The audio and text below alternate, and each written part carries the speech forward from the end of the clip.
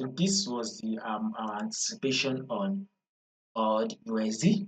We were actually anticipating for AUD USD to continue to give us that bullish move right to the upside, and it eventually did that. One of the reasons why we are anticipating for such a movement is because when you go to your daily time frame, you will clearly see that AUD USD is very much an uptrend move, especially on the current trend.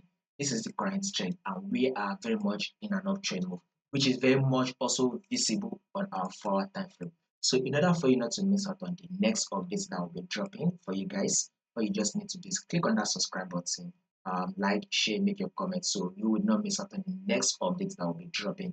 Now, if you take a look at this AUD USD, you can see that this is a major level, which is our support level, right? Rejection zone. So markets rejected from this zone.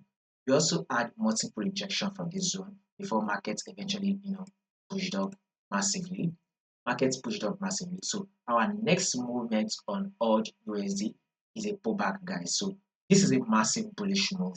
If you are in on the buy, it would be best you start taking in your profits. If you are yet to hop in on the buy, wait for your pullback first on your AUD USD, because AUD USD will definitely give us a pullback. Once we see this massive high like this, the next movement that we mostly follow on our AUD USD is a pullback. So once we get that pullback, we can now start looking for another buy setup that will eventually push us. So if you are a swing trader, a position trader, and you want to hold your position for a long time, then you can still go ahead and hop in on your buy.